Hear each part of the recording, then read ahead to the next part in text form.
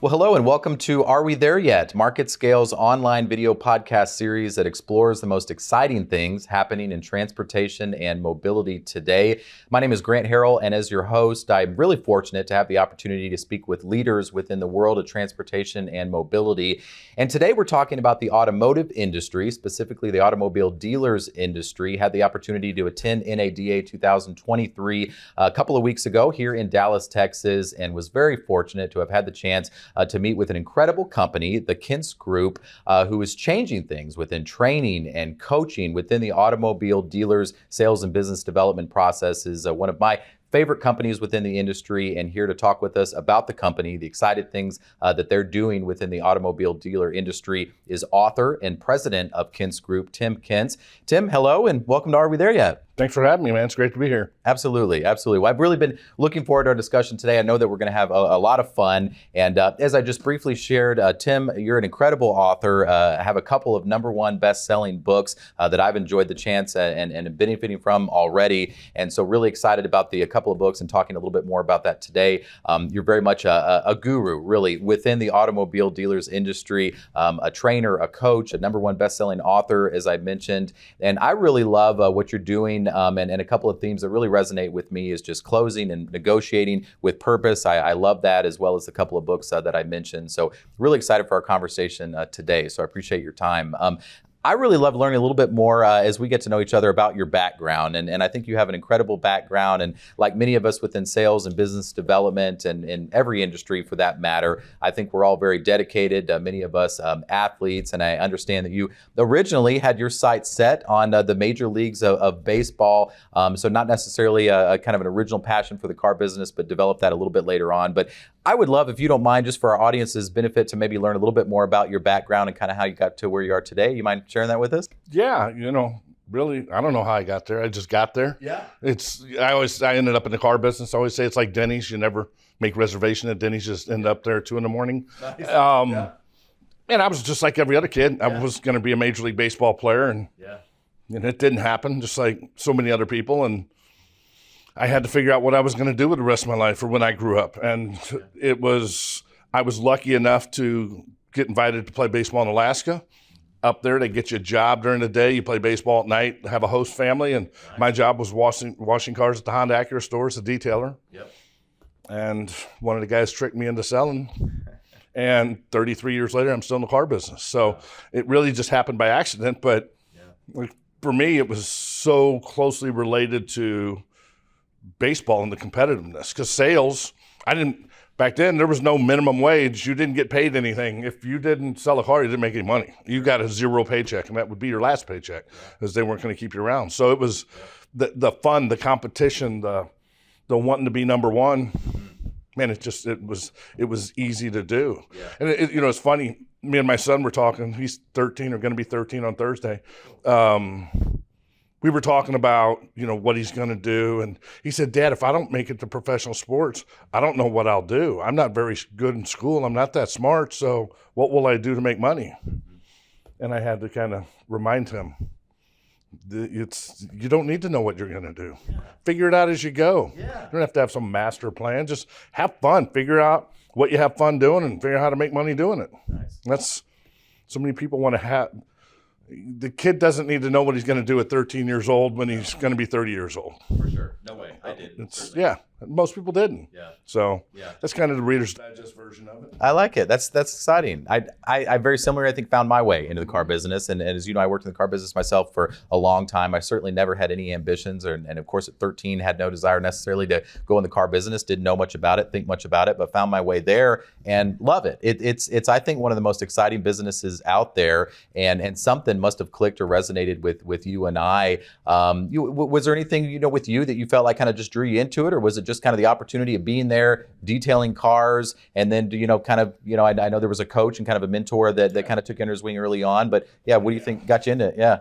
I don't really like cars that much. I mean, they don't do that much for me. It's just rubber, glass, and metal. And that was never exciting. But I mean, at the time, reality was I knew I wasn't making the big leagues. It wasn't going to happen, just like a million other kids. Sure. I had a friend that was the starting third baseman for the Boston Red Sox, and he was making $62,500 a year and that was in the big leagues. And I was washing cars for guys making 150 grand. Wow. It was kind of a no-brainer at that point because I could have signed minor league contract, make 750 a month. Let's see, 750 a month, potentially make 6 figures. Yeah, I'm going to take a shot at 6 figures. It's a no-brainer. I mean, that was the easiest attraction. It was, where can I make money? Yeah. And then, and like I talk about in Frictionless, it's selling cars is the easiest high-paying job you'll ever have, or it's the hardest low-paying job you'll ever have. Mm-hmm. It really just depends on how good you are. Yeah. And if you're good, man, guys make money in spite of themselves. Yes. If you suck, it sucks. Yeah. Kind of a survival of the fittest kind of a type of environment. It weeds you up pretty quick, doesn't it? Yeah. You get paid for production, not potential. Yep. Potential's a dirty word. Yeah.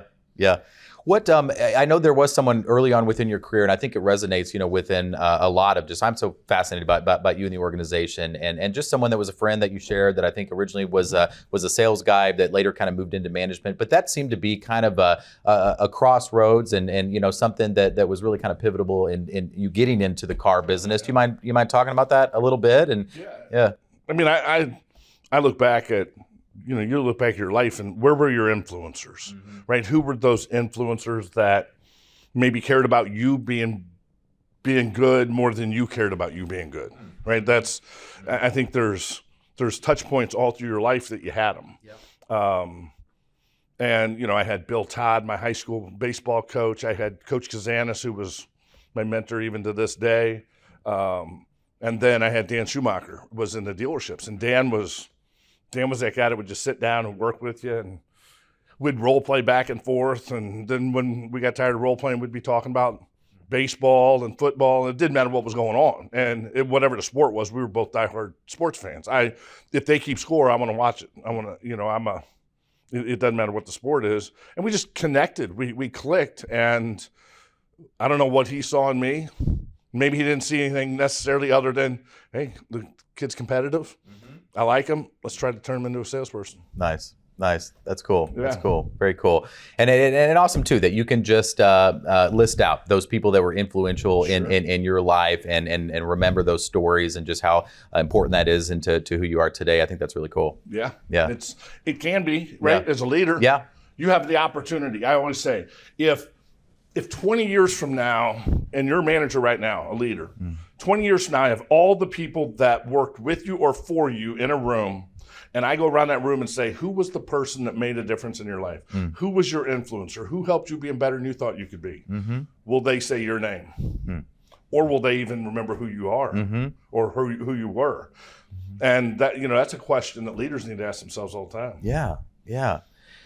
I've found I definitely, like you, can list out those names. I can remember the people that originally even got me into the car business. I think originally it was an attraction to where I looked around and was comparing what some of my friends were making in the car business and what I was making in the time at the corporate world. And there was a pretty significant difference there. So I was attracted to it, and then was fortunate enough to have some people that kind of showed me the ropes, in the business. And then I found, later in my career in the car business, just kind of naturally serving as a coach and a leader. Nothing formal necessarily, but I just found kind of an attraction, a desire, I don't know what it was, to just wanting to help people out. And you can look around the dealership and kind of see some of the men and women that are struggling a little bit as well. I don't know, it's interesting. Do you feel like that's kind of maybe just a natural part of your personality or who people are that maybe starts, and then you kind of get more formally into training and coaching? It's interesting just because I never necessarily within a formal training program, but was always drawn to that. I enjoyed being mentored. I enjoyed serving as a mentor, and was just kind of something that came naturally. The old saying that a natural born leader, right? He's a natural born salesperson. I don't know. I mean, are great salespeople born or made? I don't know. At some point, they were born. Yes. Okay, yeah. But I think more than not, your influencers gave you those characteristics. Who you hung around, what you associated with, what your surroundings were. That molded you. Because people can go any direction. If it was just naturally born, my brother is completely opposite from me, right? Clock puncher, routine person. I'm just the opposite. I never had a job that wasn't commission, and he could never imagine that. And I think it's really making sure you're always surrounding yourself with people that challenge you to get better, right? It's my dad said a million times when I was a kid, show me your friends, I'll show you your future. It's who you hang around, who you associate with is where you're going to be in a few years. And really, if you want to build a great company, if you're the leader and you want to build a great company, you need to surround yourself with people better than you. Man, I don't want to walk in a room and be the smartest guy in the room. I want to walk in a room and have lots of people I can learn stuff from. Otherwise, what's the point, right? It's, when you're green, you're growing. When you're ripe, you're rotten. And if I'm a salesperson, I want to surround myself with people better than me. Like, do you golf at all? I do. If you go golf with somebody that's really good, how do you play? Better. Right, because they raise your level of the game. You may not even feel you did better, but at the end, you look at your score, you had a better round because you couldn't keep up with them, but you tried. You played with somebody that sucks, you look at your score and you 12 strokes difference, and they dumb you down. And that's something that I think is so important with leaders or with salespeople or employees. Speaking of that a little bit, one thing that I noticed working in the car business is that a lot of that coaching was taking place just on the side because an individual salesperson took this person kind of under their wing, or maybe someone that was struggling was just kind of asking, maybe someone who's performing a little bit higher level, maybe for some tips and tricks and things like that. And so I've just seen kind of working in the business that a lot of times there aren't structured formal training programs within the dealership. Many dealerships aren't working necessarily with organizations such as yours to kind of help improve that training. Is there any trend maybe that you're seeing there? Are dealerships starting maybe to adopt their own internal programs, working with your company, for example? Is there still, kind of a widespread opportunity that the dealers need to do more of that? Would love to just kind of hear any of your perspectives related to that, maybe specific to the car business. Well, obviously, right now where we're at, coming out of the last 3 years, pandemic, chip shortage, inventory shortage, there was a whole lot of fake superheroes out there that they all thought they were great because they, in car dealerships, a lot like other industries, we weren't selling stuff. People were coming and buying it. We're renovating our house and we're redoing the kitchen, and we're pretty much getting what we can get when it comes to our ranges and our microwaves and all that stuff. It's not like we have our choices. You went out to buy a car the last 3 years, you bought whatever they had. That's just kind of how it was. And there was people making money in spite of themselves. There was dealerships marking up cars crazy amount of money, killing their long-term customer base because a lot of customers don't want to do business with them again because it was a necessity to get that car. So I think training really disappeared a lot over the last 3 years. And I defend even the managers and dealers. Hell, they were selling every car they can get. There was no inventory. So every car was sold before it ever came in. They were selling off of a computer. There was no inventory. So they didn't have to train. I didn't have to do walkarounds. I didn't have to close. I didn't have to overcome objections because it was I didn't have to negotiate. You don't want to pay that price? That's fine. But that's what we're going to sell it for. And if you don't buy it, somebody will be here in a half hour and they're going to buy it. And now things are changing. So inventory's picking up. We're at, I believe the average day supply as we're doing this is like 59 days nationally across all manufacturers. So ideally, once we get to 90 days, it's an overstock situation. By April, we'll probably be there again because they're going to build cars as fast as they can.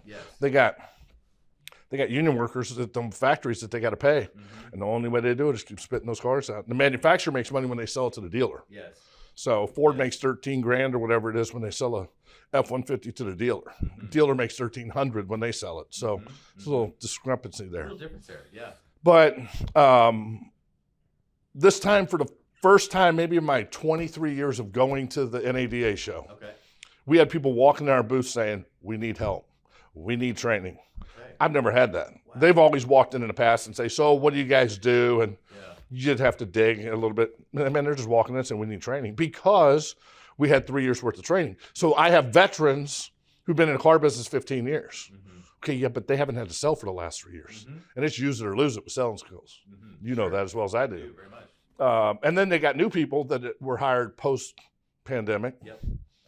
And they don't know what the hell the car business is. They don't realize customers will drive 200 miles to save $50 on the car. It's insane what people will do sometimes to save a couple $100, but it is what it is. And the evolution of the business, I'm trying to make these guys more professional, but the majority of the dealers now realize, holy shit, we need help, because if they don't, they're going to go from having salespeople making 150 grand a year to making 40 grand. And there's going to be a tidal wave of turnover. Right. And they're going to, because gross margins are going to come down. So volume's got to go up if they're going to be able to make enough money to keep salespeople around. And the only way to do it is through training. Because it's a hell of a lot less expensive to retain an employee than it is to go out and hire a new one and onboard them and bring them through the whole process. Definitely. So the need is there, and the awareness for most people is there. And the ones that don't recognize it, they'll be selling their dealerships within the next year. Yeah, for sure. Great story from and super relevant. I love to hear that from NADA 2023, and that these dealers are really approaching you now and excited about doing more training and improving the experience at the dealership, which is good for everyone. It's good for the dealers, it's good for the manufacturers, it's good for consumers ultimately that are going to get that better experience. So I think that's really positive, and I love to hear that. I think that sounds like a very positive thing, especially coming out of kind of conditions these last few years. And I love too, from a high level, sharing from your perspective and your experience working in the business every day, that those inventory levels are starting to pick back up a little bit, and prices starting to kind of level out a little bit. So it sounds like really some positive things that are happening in the industry right now. So that's good. You look at, I was talking with Brandon, guy that works with me. Yeah. The used car prices last year from February to September on used cars, they were up 42%. Wow. Just from February to September. Wow. You do the math on that. Yeah. You take that $20,000 car in February, it was $28,400 in September. So, I mean, there's a whole shift. You got interest rates are 3 or 4 times higher than they were. So buying power is going to be coming down for customers. Trade-in values are going to be a lot less, but they still owe a lot. So it's an evolution. We're all going to have to get creative on how to help people get their cars. Electric cars, whatever happens there. Right. Nobody's got that crystal ball, but they don't. But it's happening. We saw that at NADA 2023. It's happening in the automobile dealers industry for sure. I drove my electric vehicle here today. So, did you really? And there's no charging. Yeah. Well, Dallas needs to do some more of that. Yeah. That's a pain in the ass. Yes, it is. We're getting our house renovated, living somewhere else, and there's no charger there either. Wow. Yeah. I know some companies are working hard on that, but we need more of that for sure. I think we just got a couple of stations in our garage just over the last 90 months here in Dallas, Texas. So we're happy about that. And yeah, that's definitely something I think that's huge. It's a moneymaker for people. It is. Find somebody to give you a piece of land that you can run power to. Yes. It's like the old days of putting ATM machines everywhere and soda machines up that people are making a lot of money on them. They really are. If you can get a charger put somewhere. They are. And you and I both, we do a lot in media and marketing and advertising. And I know that that's a huge opportunity right now too. Some of these charging displays now, it's pretty incredible with the displays on it and advertisements and syncing up, with, your memberships of different companies and stuff. So it's a really cool vertical. It'd be exciting to see where that goes. And that was definitely, I think, a trend to it in NADA that you shared. Talking about being creative, I think that is one of the things that I really like best about your company, and that really your solutions aren't just a kind of, in the box standard solution for every dealer that you work with. And I know that you're a believer that it's not one size fit all in terms of improving dealerships' performance and their sales team and the training, that's really going to benefit, those dealerships. Do you mind, maybe touching on that a little bit, and why really customized solutions, especially within dealerships, are really the path to success? Yeah, it's, I think that really hit home probably 5 years ago or so. Buddy of mine, Adam Toner, owns some dealerships up in Victoria, Canada. He came to me in our booth after walking around the convention hall, and he says, man, a lot of these guys have good products, but they try to make me fit my dealership into their product instead of being able to fit their product into my dealership. And he says, man, I want somebody that can come work with me to make their product work in my store without blowing everything up I do. Okay. And, that really hit home, because I think, okay, we have our sales process. We have our management and our leadership process. We have our digital retailing process. I realized it's not just plug and play, because all the digital, all the apps, all the programs are only as good as the people executing them. Right? You walked around the convention hall. 90% of it was computer programs, marketing programs. We'll get you 10,000 leads a month and all this. None of that stuff is any good if the people aren't trained. Yes. Right? We're not in the car business. We're in the people business. And it's like every business. And it's the people is where it falls through the cracks. And whenever we go into a store, whether we go in and help them rebuild their digital department or just face-to-face, how to sell a car face-to-face and not piss every customer off. We'll go in and we'll do a 360-degree evaluation, and we'll look at that store, what's working, what's not working.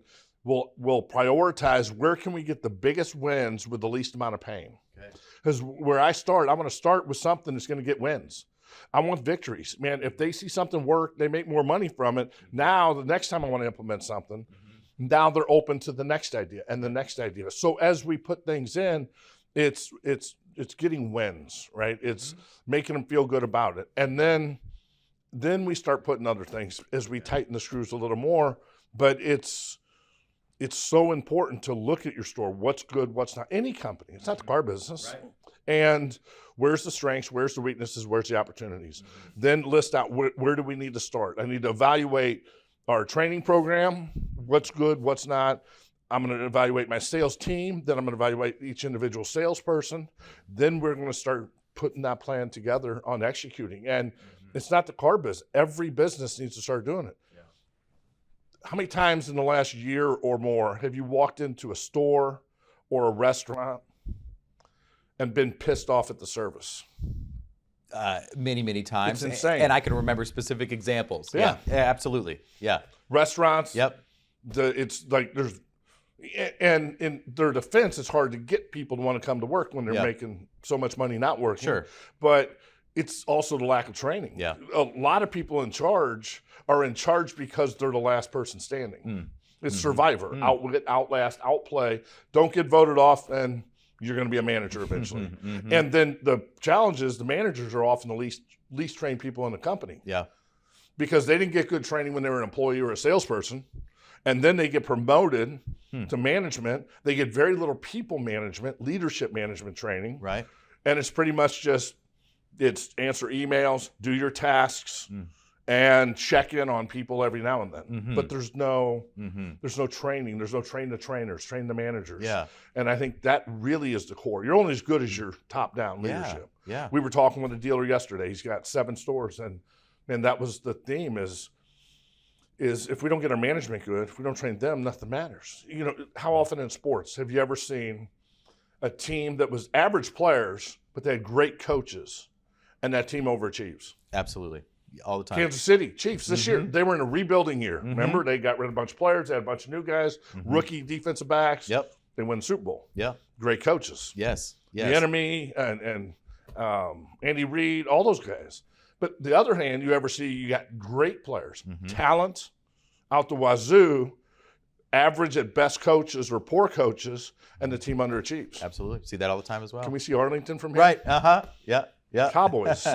But it happens all the time. And in sports, when things don't go good, who do they get rid of? Coaches fired. Sure. First one. In business, often, who do we blame? Right. Employees. Well, my players suck. Salespeople aren't any good. Well, good thing you're not in sports. Yes. Because it's so true, though, that we blame them. Well, you know, it's like millennials, they're lazy, they're young people, they don't want to work hard, they're not money driven. Okay, we'll figure out what makes them tick. It pisses me off when I hear people talking about managing generations. You don't manage generations, you manage people. There's badass millennials, there's badass Gen Zs or whatever the hell they want to name them, and there's lazy ones. In 1990, when I started selling cars, there was lazy-ass 50-year-olds that weren't driven by money, that sat around and did nothing, that were entitled. Then that was 1990 and they were 50 years old. So I think it's just a more accepted excuse. Because back then, my dealer would have said, I don't give a shit. You better start selling cars and making money or you're out of here. And now it's just an easy way to justify us not training people. Well, if I train them, they may quit. Yeah, but if you don't, they might stay. What's worse? So it's all those different layers. Get rid of the excuses. And you're only as good as your people. Yeah. Stop managing your department and start managing the individuals in your department. Yeah. And that's when you'll dominate your market, no matter what your industry is. Yeah. That resonates with me so much, and I saw it every day in the car business. And as you shared some of those examples, I think there's so much truth in all of that. And just as you shared at NADA 2023, an incredible conference, but as you mentioned, just saw hundreds of technologies, lead sources, platforms, and a lot of really cool stuff, but not as much discussion, probably as is necessary in terms of kind of the sales and the training, the coaching, and the importance of that. I always thought myself at a smaller level than what you're speaking to today, but I always observed in the car business that just as you shared, these dealers are spending tens of thousands, hundreds of thousands, some millions of dollars, for the larger auto groups on leads, lead generation for the organization.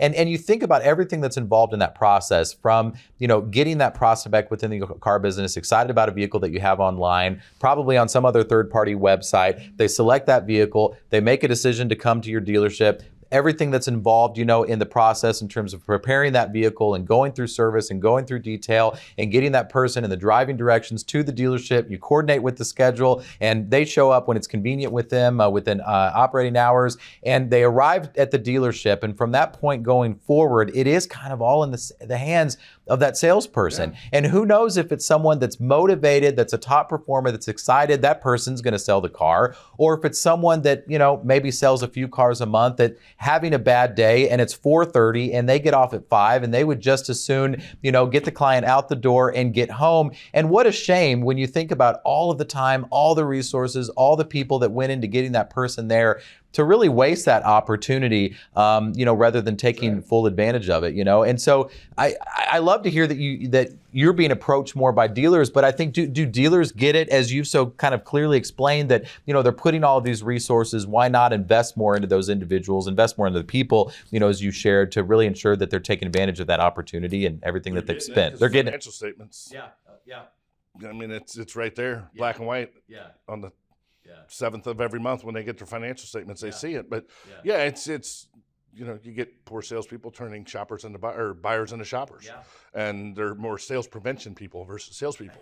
But Lee Iacocca said it years ago. We spend billions of dollars to build the cars. Yeah. Dealerships spend tens of thousands to sell the cars, and we leave it up to the point of contact to generate the return on investment. Little Johnny, that doesn't know anything about anything, out there generating the billions of dollars it costs to build it, tens of thousands to sell it, and it's up to the point of contact. Yeah. So what are you doing for the point of contact to make sure that customer's getting the experience that they deserve in real life, and they demand almost nowadays? Yeah. Whether it's digital or whether it's face-to-face, it doesn't matter. Because in real life, digital and face-to-face, we start our conversation with them digitally, and then they show up at a dealership. But buying a car should be fun. It should be, there's going to be stressful. Anytime you're dealing with financials and money, you have the logical part of a car deal. But you also have the emotional part of a car deal. And a bad salesperson can make the entire deal about logic, and you never get to get excited about it. A good salesperson can leverage emotion and leverage logic, and they know when to do each one of them. Yeah. And it's really important with that process, as you share within your book, that a sales representative's understanding of that emotion, of that logic kind of side of the brain that's very much a part of the process, and when those kind of trigger within various parts of the process, and just being very mindful of that is really important, is key to a lot of success in terms of not only a sales representative but a dealer's Interesting. I'd love to just jump to that. We mentioned the book, and as I shared, I've had the opportunity, both Fearless and Frictionless are incredible. Strongly recommend those to both professionals, sales professionals within the dealership settings, but really within any industry. I've benefited a lot from it, not only in the car business, but others as well. So I'd love, to maybe hear some of your thoughts related to the books. I'd love to maybe, Frictionless, really kind of geared more towards that individual in terms of kind of closing and negotiating with purpose. Would you mind, maybe telling us a little bit first about Frictionless? Yeah, Frictionless. Yeah. I'll grab it right here. Thank you. Yeah. So Frictionless was my first one. Yes. And it was a kick-ass book. Yeah. And we launched it at NADA convention yeah. in February of 2000. Yeah. So what happened right after in March of February 2000? Wow. The pandemic. So a face-to-face selling book launched just when we weren't going to be face-to-face for a while. Right. So my timing sucked. But the good news is 3 years later, the timing's perfect. Nice. Because we're back to face-to-face selling. And I think, it's frictionless. I don't think there's such thing as a frictionless negotiation. Right? No matter if it's a negotiation, there's always going to be friction. Yeah. Give and take. But how can you make it less frictionless? Friction. How can you have more wins for everybody in a deal? And man, that's really what I'm trying to help these guys with. I think negotiating's a lost art in many industries. And I think so often people negotiate out of fear instead of fun. They negotiate and they're more afraid of losing a deal than inspired to make it. We negotiate out of desperation instead of inspiration. And I think it really comes back to training and knowledge and knowing how to do it. Man, if you're more afraid of losing a deal than you're inspired to make a deal, you're not going to be any good. It's prevent defense. Right? And it's, even if you just read the golden rules to negotiating in here, it's going to make you a better negotiator. Right? Just, it's simple things like, whoever cares least about a deal wins. Okay. Well, whoever cares least about a deal wins. What does that mean? That means that customer, I don't care what you're selling, needs to want to buy your product more than you want to sell it. Not that you don't want to sell it, but you've done such a great job building value that customer can't see themselves leaving without having it. Yes. Right? It's a great real estate agent. If you ever gone and looked at a house and they walk you through the house and the kids are picking out the room and the colors and figuring out curtains and what kind of furniture. And when you walked out of that house, you've already mentally moved your furniture into that house. And you've not even made an offer on the damn thing yet. Right? That's getting you to want to buy that house more than I want to sell it. Yeah. It's the same principle. Yes. It's also one of the golden rules is having removable objections, meaning putting things into your negotiation that you can afford to take out. It's, you think you want the best price up front right now, but as soon as I give you the best price, you're going to want a better deal. Sure. You have to feel like you win. Yeah. Putting things, when you go buy a house, do you give them best and last offer on your first offer? No. No, you say you want painting allowances. And me and my wife, when we buy rental properties, I'll ask for painting allowances and landscape allowance. I don't really want the appliances. Yeah.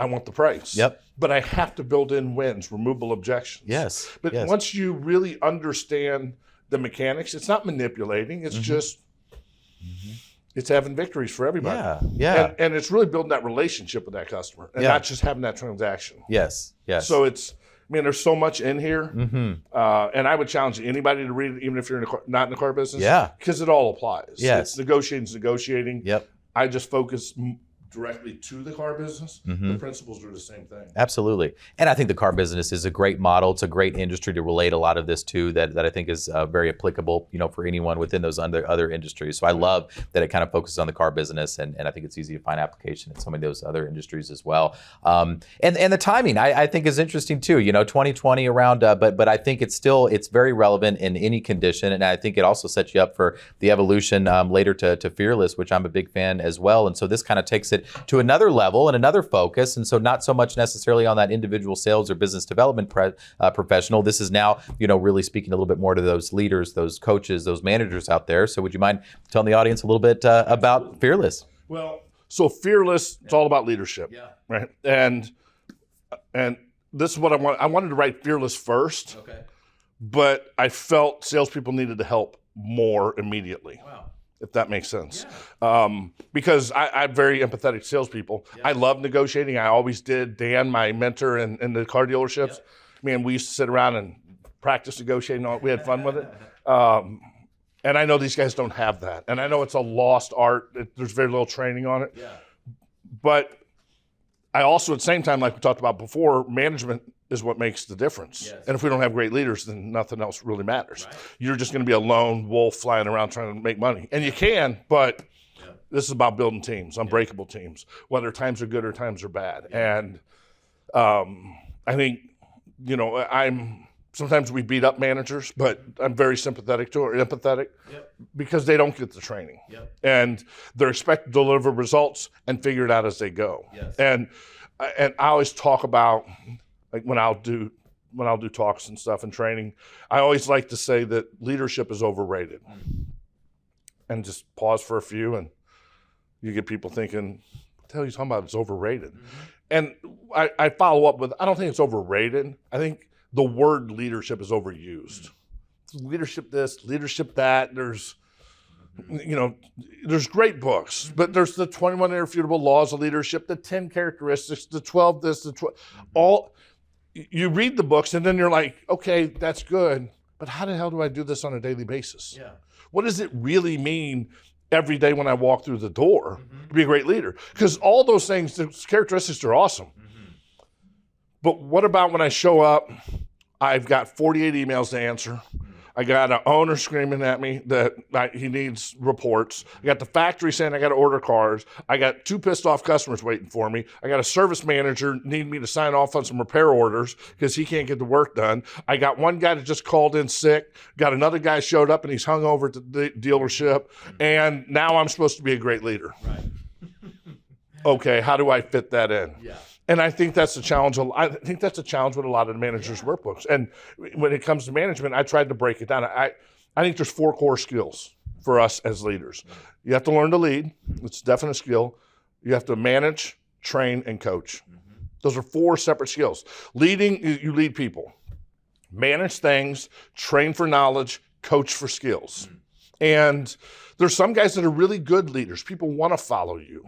And they're really good with the rah-rah, and they'll leave a company and people will follow them. But they may not be good at the management side. It's kind of retail versus detail.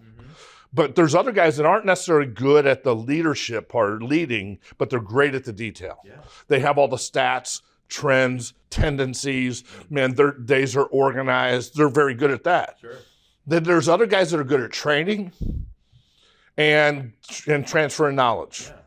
But they're not very good at the management side. There's guys that are good at coaching, right? That's the rolling their sleeves up. That to me, that's the part missing in most companies. Okay. A lot of companies have training, whether it's online training or in person, but that's just, they just dump a bunch of knowledge on you and then tell you to go figure it out, right? And the coaching's rolling the sleeves up and practicing and role playing and videoing with the guys and stuff like that. Yeah. But it's all 4 of those skills are critical, right? To be the best at leading, you need to have stats and tendencies, and you have to know the numbers.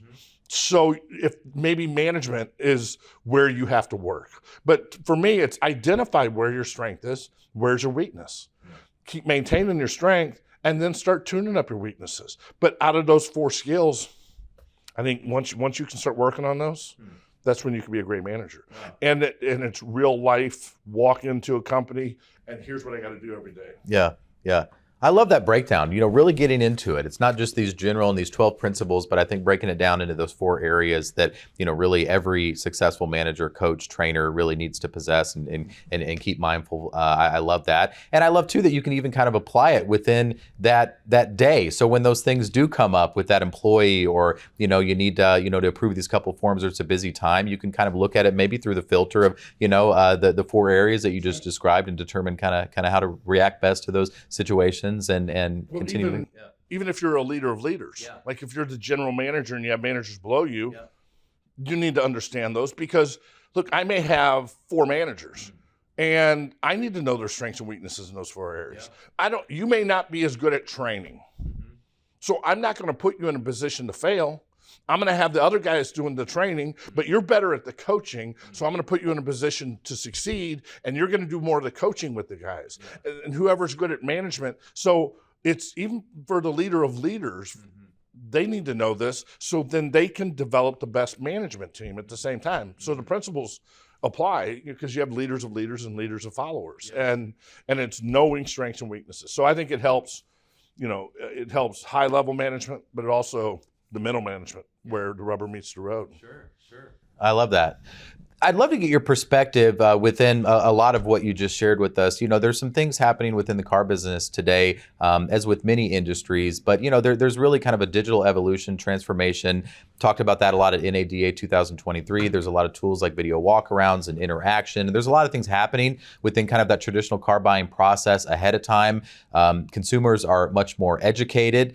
They're looking at the inventory of your dealership as well as nationwide, many of them, or at least maybe within a 50, 100 mile radius here in the DFW Metroplex, for example. I'd love to get any perspective that you may have on, as all of this is happening, kind of related to the technology, the platforms, the more informed, consumers, and just kind of this digital evolution that we're seeing within the car business, and how this is related to a lot of what you're talking about today in terms of training and coaching. And so we would love to get just a general perspective that you may have on that and how that plays in to some of what you shared with us today. Well, yeah, I think the pandemic leveled the playing field as far as people's ability and knowledge of the internet and digital and video.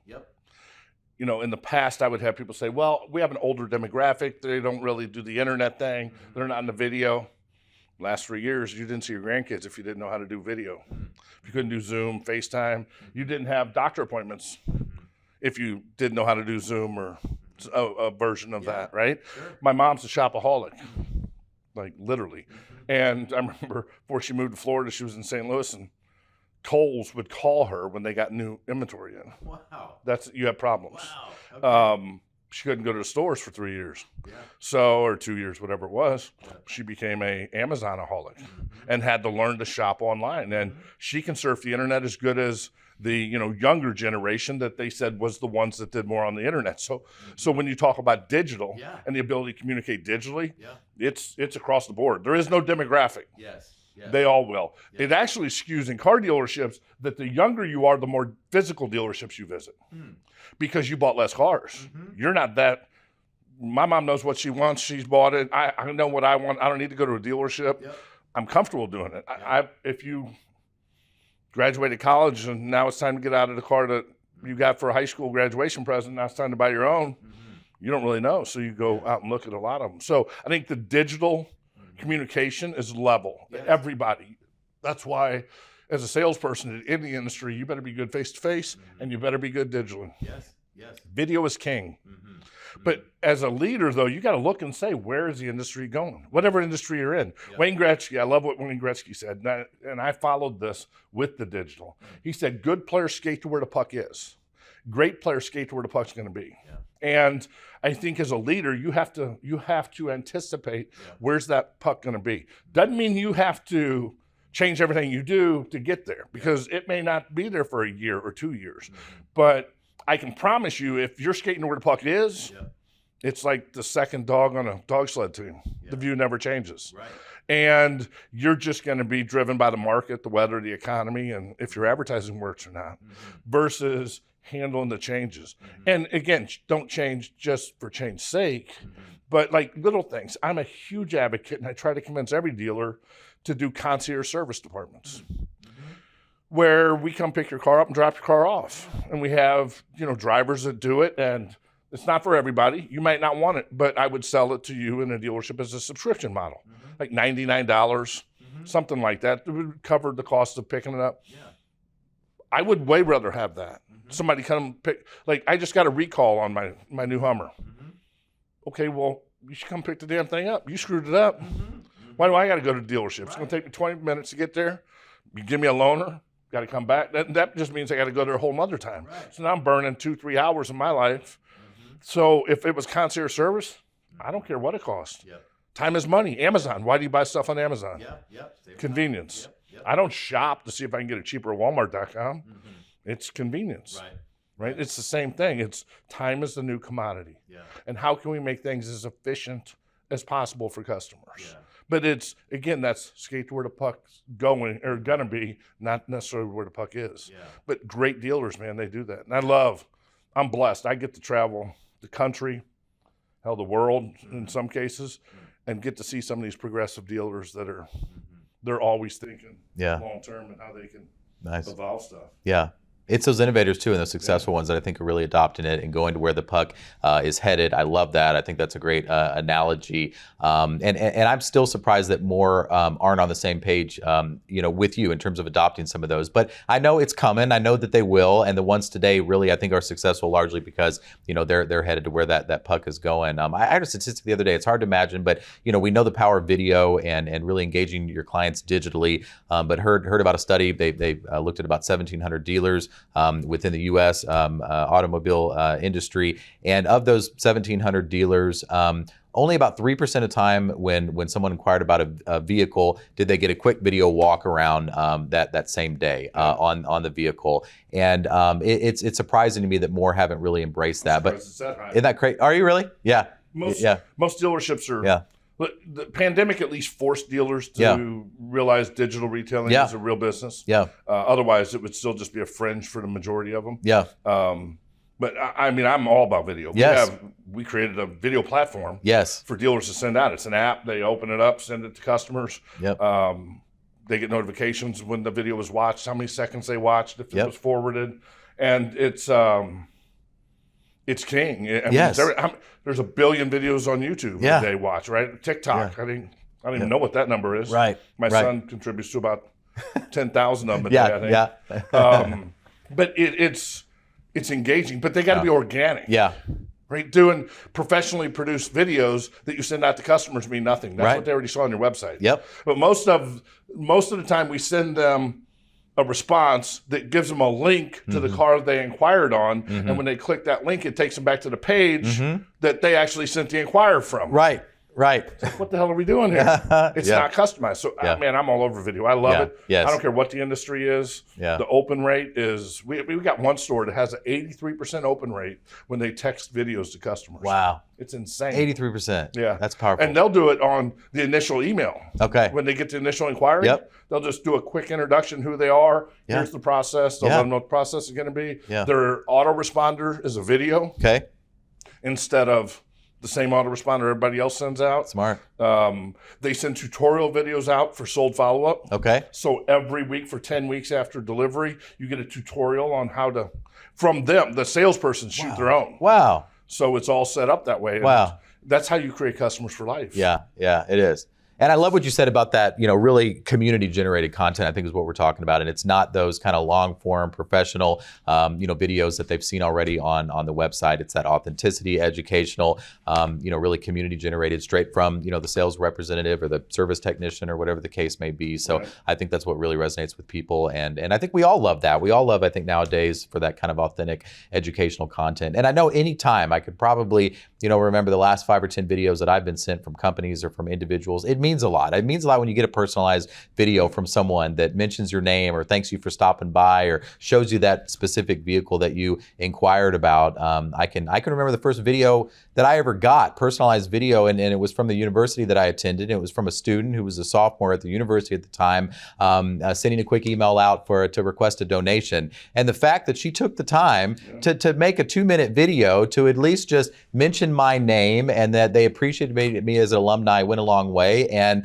was working in the car business at the time. And I stepped out and hit the click button and sent a donation to my university just because I appreciated that much. Yeah. So everybody wants that. They do. People don't care how much you know till they know how much you care. Yeah. And, it's like I talked about in Frictionless on, we got to start being relational salespeople, not transactional. And there's lots of things. It's all about the initial experience. And then what are you doing to engage with them after the sale? Yeah. I love that. I know that there's going to be a lot of members of the audience today that are going to be really excited to learn more about you, about your organization, that are going to be ready to order the book. And I strongly encourage that to anyone out there, because I know that I've already benefited in a relatively short period of time from checking out your books and just reviewing some of the incredible content that you have on your website. You really do a lot of incredible work through video, and there's a lot that you can just jump on the website and benefit from today. So I definitely encourage individuals to go out and do that. And so would love, if you don't mind, to maybe direct the audience to where they can learn more about you, about the company, start to benefit from some of these resources. Do you mind maybe directing the audience audience your way? Nah, I'd rather not. No? Okay. KintzGroup.com. Yeah. KINTZ group.com. Nice. Yep. You can get the books there. You can go to Amazon. Yeah. Frictionless is on Audible. Fearless isn't on Audible yet. Yeah. There's a lot of free downloads. Yeah. Tons of videos, articles. And reach out. Yeah. It's all over social. Yeah. Yeah, I love that. And you make it so easy, and there's a button on the website that if you're ready to learn more and ready to work with you and your organization and start benefiting from a lot of what we talked about today, all you have to do is click the button. You make it pretty easy. We try to. Yeah, nice. Schedule something. Yeah, very good. Simple as easy. Yeah, it is. Absolutely. Well, I really enjoyed our conversation today, Tim, and I really appreciate you taking the time to stop by Market Scale Studios here. And it's just been such an educational conversation for me, and I know for all of our audience members out there. So really appreciate you stopping by today. Thank you. Love it, man. Thank you. Thank you. Very welcome.